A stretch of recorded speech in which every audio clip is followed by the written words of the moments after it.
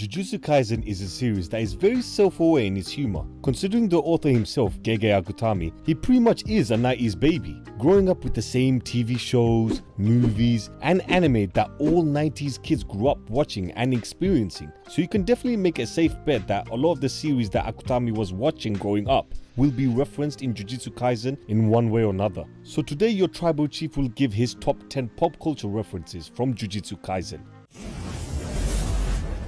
Starting with number 1, Digimon reference in chapter 66. Geto explains to Gojo about Master Tengen having to merge with the compatible star plasma vessel to reset his immortality technique and the consequences of not doing so, with one of them being that Master Tengen possibly becoming an enemy of humanity. Gojo then hilariously makes a Digimon analogy, saying that if Tengen becomes Metal Greymon, it would be okay, but it would be a problem if he became Skull Greymon, so then he would have to be reset to Koromon, with Geto agreeing with that analogy. This analogy works because if you guys don't know, Metal Greymon and Skull Greymon are under the same ultimate level category in terms of strength that Koromon can eventually evolve or digivolve into, with Metal Greymon being the good version and Skull Greymon being the evil version. So you can clearly see that Akutami is a fan of the original Digimon series, and using the Digimon analogy in such a way in this chapter means he has good knowledge of the Digimon series itself. Will the final villain be inspired by Millenniumon, who is a Digimon that controls space and time? Maybe a villain of that power can finally put Gojo to the test, but I guess we'll have to wait and see.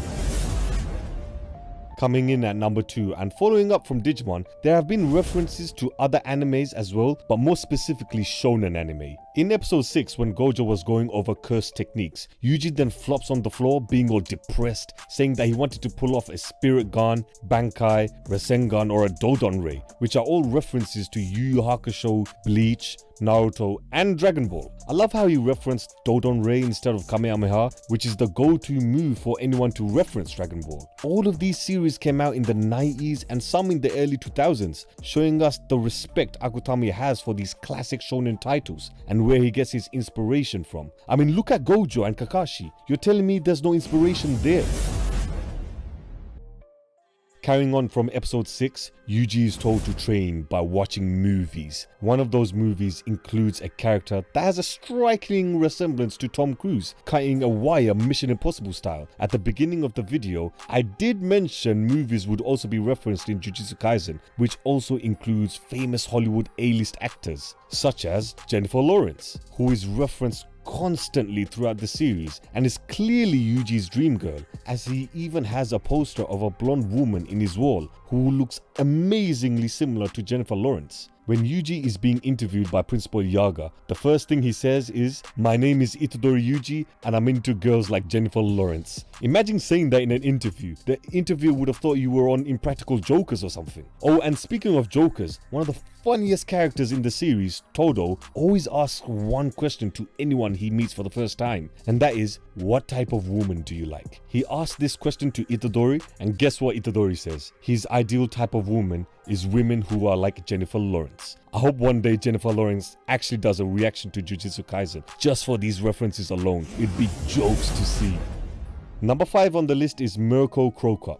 The former UFC and Bellator fighter was referenced in episode 1 of the show when one of Itadori's friends said that people have started rumors that he's the reincarnation of Merko Crocop. When you see the action in this series, especially the fight scenes that involve Itadori, it's mainly hand-to-hand combat. Even Itadori's go-to move, the Black Flash, involves punching the opponent. There is no beam attack like a Kamehameha as his main move. It's literally all physical MMA style punching and kicking. And you can see why. The UFC boom in the 90s and 2000s, as well as WWE's boom period in the late 90s, early 2000s, it's no surprise that there's inspiration from UFC into the story and in the fighting style of the main character of the series.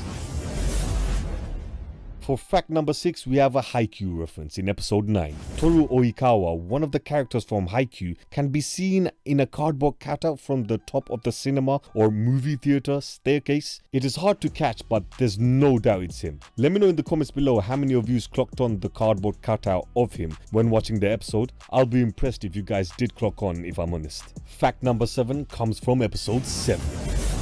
Carrying on with his training of watching movies, which was set out by Gojo, Gojo himself was in the middle of a fight against Jogo. During his fight with Jogo, he thought this was the perfect time for him to teach Itadori about domain expansions, and where better to teach him about that than in the domain expansion of a special grade curse, which is what Gojo did. And in the middle of picking him up, he sees Itadori watching a scene from Lord of the Rings with Sam and Frodo on screen. Everyone who watched this episode knew straight away that Itadori was watching Lord of the Rings. The Lord of the Rings trilogy is a timeless classic, so I'm not surprised it managed to be referenced by the series. Another big name actor who was referenced in Jujutsu Kaisen is Sebastian Stan. When Momo was asked in episode 15 what her type was, she referenced the Winter Soldier actor Sebastian Stan. The rise of the MCU from the first Iron Man film back in 2008 has seen the highest grossing movies in the history of cinema. From Marvel's Phase 1 all the way up to Avengers Endgame would have taken place during the time of Akutami's teen and early 20s. You can even make an argument that the character of Kokichi, who used the mechanical corpse of Mekamaru to fight and basically live his life, without it he would be dead. It could be traced back and inspired by the story of Tony Stark. Number 9 is Castaway. Episode 11 sees Itadori meet and hang out with Junpei for the first time, as the two bond and connect over their love for movies at a dinner cooked by Junpei's mom. Itadori does his best Tom Hanks impression at one point, screaming, "Forgive me, Wilson." I'm sure at some point we will have a Toy Story reference coming up in the story. Just before I reveal my number 10, let me mention a few honorable mentions that didn't make the top 10 list for me. Super Smash Bros. Referenced. During episode 5, Megumi and Nobara are talking with their elders about participating in an event. Before they can even tell them what it is, Nobara begins to speculate, with one of her guesses being a Super Smash Bros. Tournament. This one might be a bit of a stretch, but great teacher Onizuka reference. As Gojo and the rest of the staff are watching the two schools compete in episode 18, he can be heard referring to himself as Great Teacher Gojo. This is most likely a shout out to the anime Great Teacher Onizuka. This series was also published in the late 90s, early 2000s period, where all the other big three were released, so it was a massive time period for animes, movies, and all forms of entertainment that Akutami constantly references through his series. And finally, number 10. Game of Life. Even though they are villains, the antagonists of Jujutsu Kaisen do like to have fun in their spare time and do some very human activities, which is ironic since they are trying to wipe out humans and build a world full of cursed demons. Where they're not chilling on the beach, it seems they are enjoying playing board games. Geto, Mahito, and Chozo can be seen playing a game that is most likely Hasbro's Game of Life in episode 24, as indicated by its distinct spinner. And there you have it, my fellow tribe members. These are the 10 that your tribal chief managed to find, and I'm sure there's plenty that I have missed in the series, but if you have any that I missed, please comment down below. What I find really cool is that Akutami is similar, or at least in a similar age bracket to a lot of us. We have all grew up in the same era as Akutami, so it's like having one of our own mates be a famous mangaka with an epic shonen title. As we can clearly see, he is inspired by the famous shonen titles that we all grew up with as kids. Really happy for him. The humor and delivery in this series as well is so refreshing. How often do you have the main character in a shonen watch Lord of the Rings whilst training? Exactly,